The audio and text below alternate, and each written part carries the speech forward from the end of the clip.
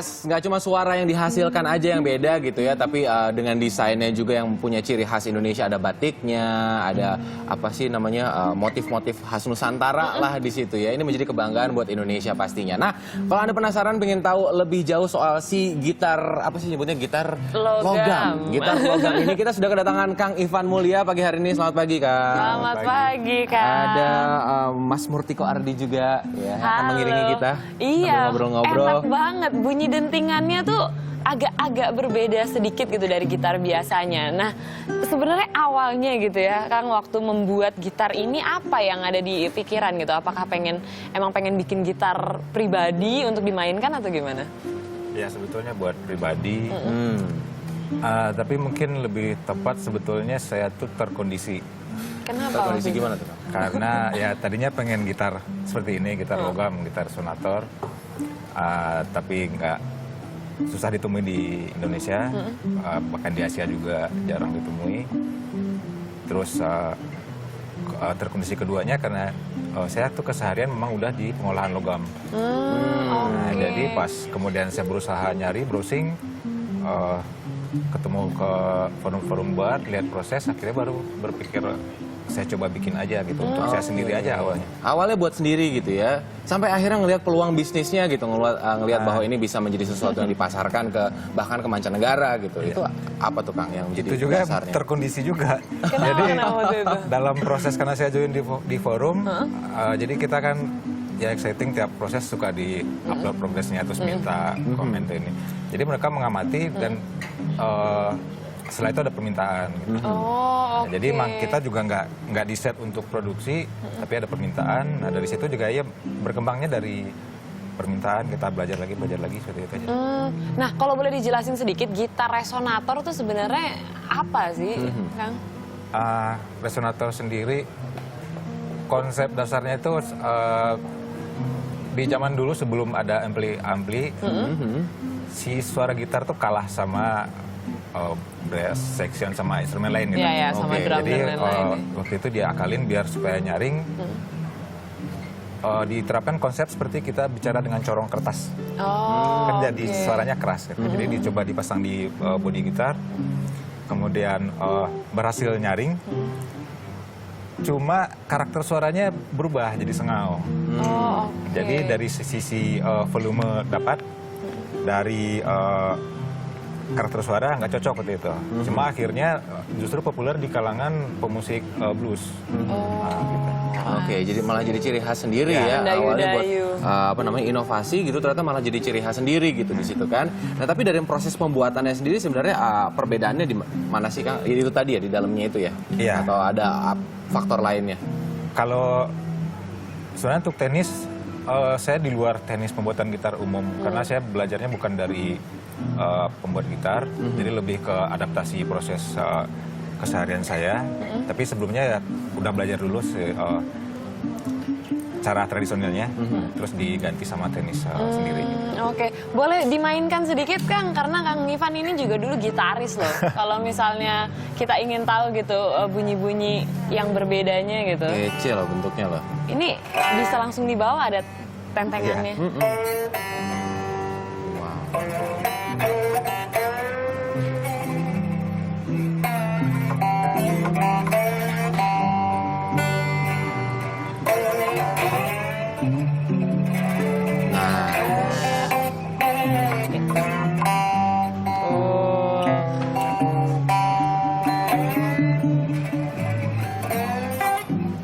Keren. Ini seperti film-film cowboy zaman dulu gitu ya? Blues banget ya nuansanya ya. Iya. Dengan suara yang dihasilkan ini. Kang boleh belajar nggak sih, Kang? Nah, iya makanya saya penasaran juga kalau Taufik belajar kira-kira bisa nggak Kang langsung bisa memainkan Mau ngetes dong, Kang, boleh? ada Pegang ya. gitu. Sebetulnya ini kan udah di sistemnya udah open. Nah, jadi Gampang. untuk low snare-nya dia udah membentuk. Mau ya, Kang? Minimal udah pernah megang. Iya. Berat nggak, Fik? Dari berat sih kayaknya kurang lebih sama ya, Kang ya, sama gitar Kalau biasa. yang ukuran standar lebih berat. Lebih berat dikit ya. Oke. Ini materialnya logam ya. Ya, Oke, aluminium. coba digenjreng. Iya. Balon. Saya Nes, mau nyoba, Nes? Enggak, makasih ya. Kan saya balikin daripada ntar penonton pada pergi ya, udah balikin lagi ke Kang Ivan aja. Salah satu yang apa namanya yang saya tertarik begitu ya, selain memang tadi bunyinya yang saya juga nggak bisa menjelaskan dan nggak bisa mainkan, tetapi adalah desainnya. Nah sebenarnya desainnya ini memang custom dibikin berbeda-beda gini atau bagaimana? Oh ya, kalau untuk yang dari pesanan itu pasti custom sesuai si personalnya.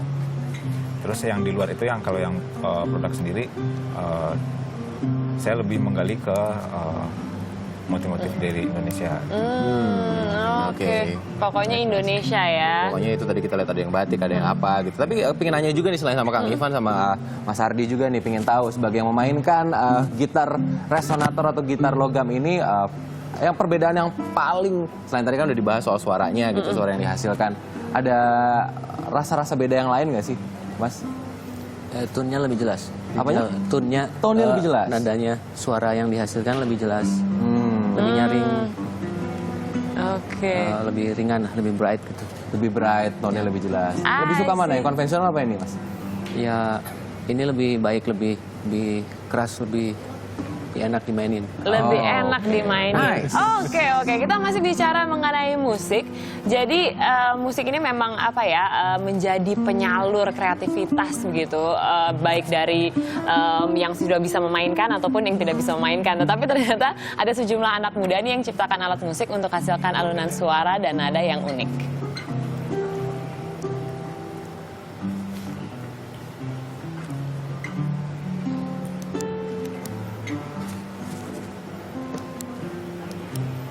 Oke, kita masih ditemani alunan gitar. Oke. Baik, Bu. Mungkin terakhir kalau misalnya saya penasaran kalau misalnya mau membeli begitu, apakah nanti kita harus custom dulu, mempelajari karakternya, saya memainkannya begini, mungkin Taufik memainkannya berbeda, agar desainnya beda-beda atau gimana sih, Mas Ivan? Jadi ada dua. Pertama si konstruksi gitarnya, si model gitarnya itu lebih adaptasi ke ya seperti tadi kebiasaan bermainnya, model yang biasa dia gunakan, jadi itu disesuaikan ke karakter personalnya. Nah, yang proses kedua yang untuk pemilihan motif. Oke. Jadi ada tahap-tahapnya gitu ya. Terakhir deh sebelum kita tutup nih Kang, harganya boleh bocornya sedikit Kang, berapa kira-kira satu gitarnya? Itu saya kan banyak yang penasaran nih soalnya di rumah nih, pengen tahu nih. Normal berkisar 4.000 sampai 7.000. 4.000 sampai 7.000? Yang pasti bukan rupiah ya Kang? Kemudian ada yang dibikin spesial itu udah di atas 10.000. Wow, Oke. oke. 4.000 sampai di atas 10.000 berarti intinya ya? Bukan rupiah, euro ya? Bukan Kang, ya? rupiah. Oke. Euro. Dijualnya memang udah sampai Eropa dan juga sampai Amerika juga, Kang? Iya. Luar biasa. Sukses terus, Kang Ivan. Terima kasih, Kang Ivan. Sukses, Kang Adi. Oke, kita akan belajar main gitar lagi, tetapi selanjutnya ada rangkaian informasi terkini yang akan hadir sesaat lagi. Jangan kemana-mana.